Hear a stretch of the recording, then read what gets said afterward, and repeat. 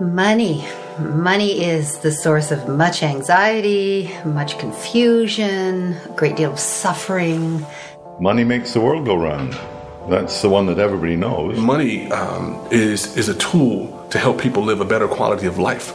But somehow it's become the all in all. People think that money is life in itself. The standard view is that if you get richer, you get better off and you're happier. Well, it turns out not to be true.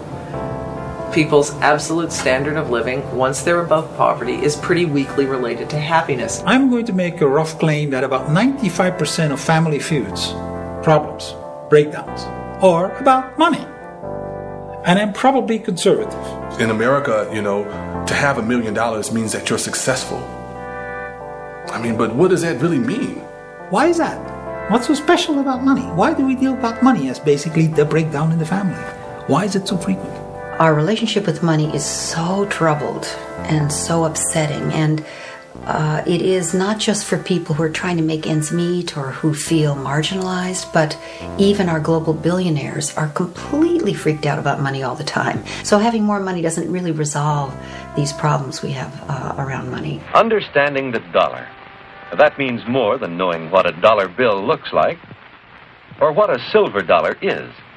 For the first time, essentially the entire world, willing or not, subscribes to the same set of economic rules. The money system went global, and it began to disorder every local ecosystem and every local social system on the planet.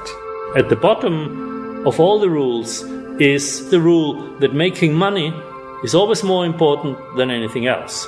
We've made money more important than human life, more important than the natural world, more important than God or spirit.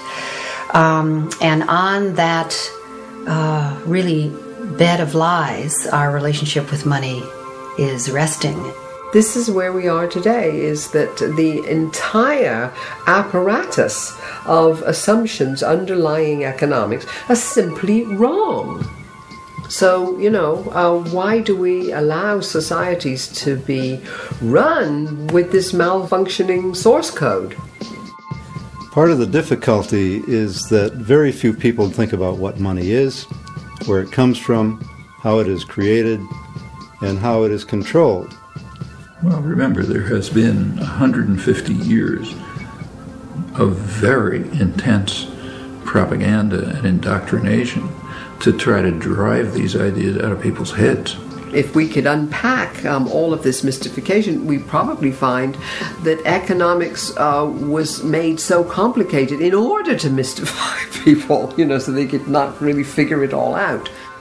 If everybody knew the full facts about how money is issued, how it's put into circulation, who is issuing it, how they have power and control over the economy and over individuals' lives, I think there'd be a lot of very unhappy people around. It's often been said that money moves the world, or money is the engine of the world, or money makes the world go round. But in more accuracy, money stops the world from going. I'm afraid that's more than I care to spend. Money doesn't facilitate. In its current form, it inhibits transaction and trading. Money is the one thing that is required for economic exchange. It is the Khyber Pass, if you will. It's the channel through which every transaction must go in order to be completed. We live today by exchanging goods and services with one another, and money is the medium that we use to do that. So money actually becomes the controlling element in economics. Those who control money control everything. Out of the simple barter of primitive people, spearheads became one of the first articles used as money. Shells have also served as money. Wampum was used by the American Indians. And hundreds of other articles have been money to various people at various times. Money is not a creature of the state. It didn't require any king or prince to invent money. Rather, money and monetary trade were products of spontaneous order. If you try and find out what people think money is, you will be mystified and amazed. It's a confusion. It's inaccurate. It's absurd. It's superstition. It's myth. It's religious. It's crazy. Most people haven't an idea. They just use it. Perhaps it'd be more accurate to say it uses them. In fact, it's impossible for the human mind to grasp the total amount of money that has been required to build the America we know today. Where then does all this money come from? Now we're getting to the point that is news. Most people have no idea where money comes from. A lot of people believe that it's the governments that create the money. I'm not sure of the exact authority under which more money is released. I know the executive has some power over it. As long as when I cash my paycheck, it's there. That's all I'm really worried about anymore. It comes from a big factory. Okay. And then make it? It's, I don't know, created by the government to control us. Well, it'd have to be done by the government. I mean, that's what you would expect anyways. Whether or not it really is the government is a different story altogether. Conventional money is not created by the government, as many people believe, and is not even created by the central banks. Although they do part of it. But it is actually created by the banking system. People see these films about the U.S. Mint and the government printing office, and they see these sheets of dollar bills being run off the printing presses. And so they think it's the government that's printing money. But this is not the real source of money. The real source of money is banks. The banks have a complete monopoly on the money creation process. So the public are not actually involved in it at all, directly or indirectly.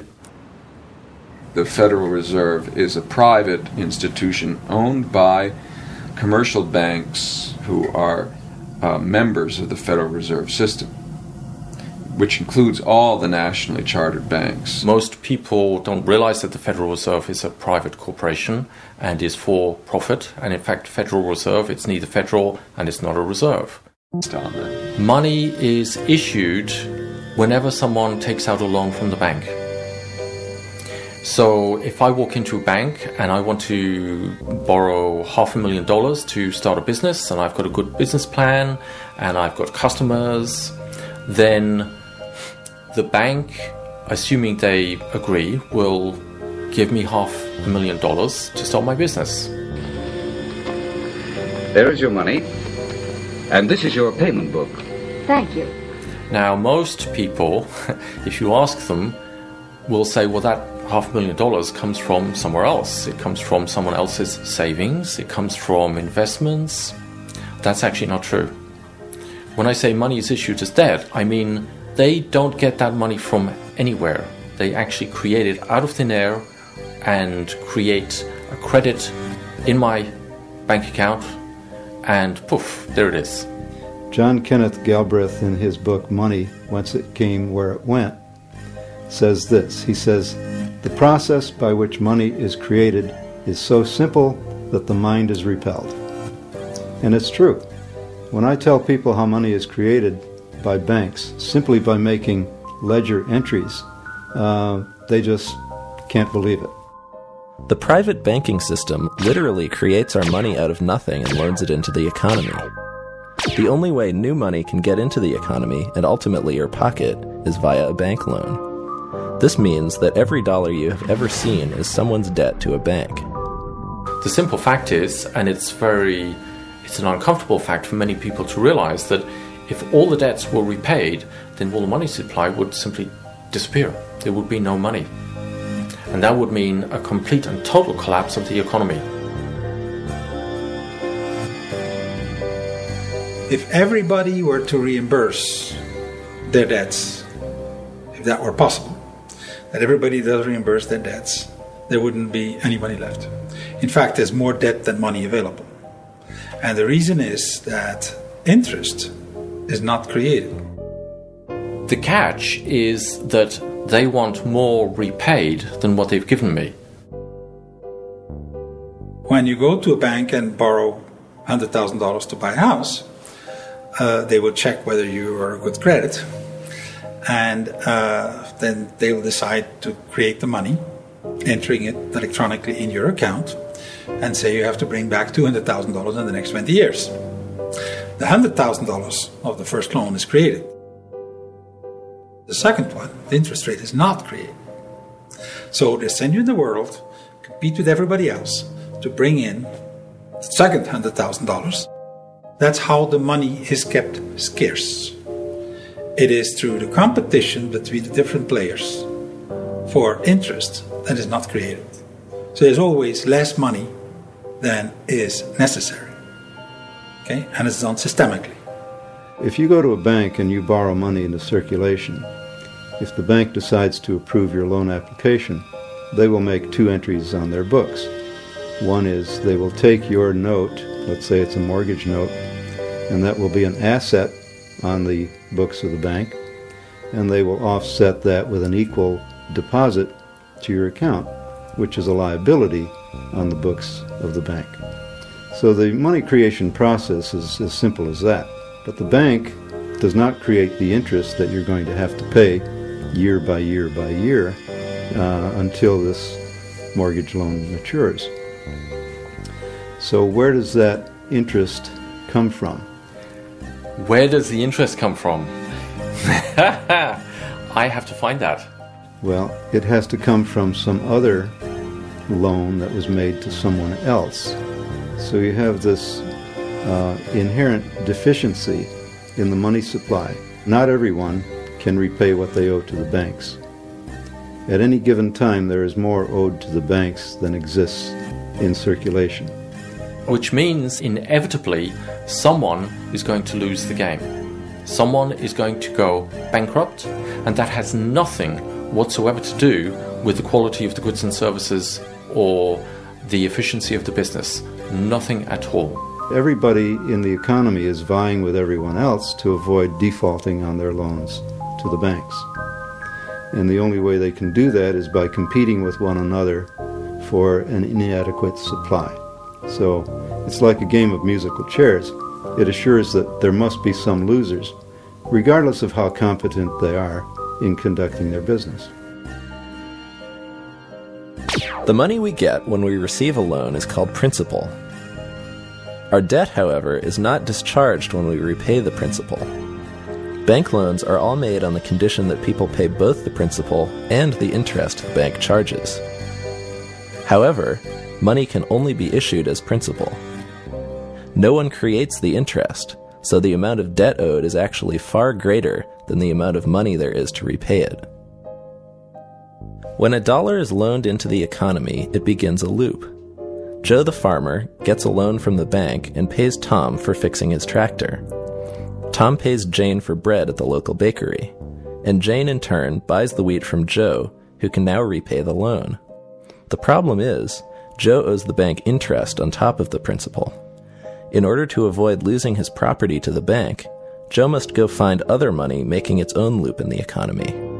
He can now repay his loan with the interest, but the people in that loop are left without their money. They still need money to facilitate their exchanges and to repay the loan that issued the money they had been using.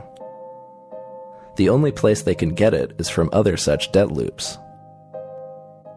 Since all money has an interest price tag attached, there will never be enough money to repay all the debt owed to banks. Therefore, some people will always have to go bankrupt or have their property repossessed by the bank. It's crazy. Sometimes it worries me because, what if there was like a collective understanding about how phony the money is when it comes down to it? What would people do? Would they riot in the streets? Who's propagating the illusion behind the money?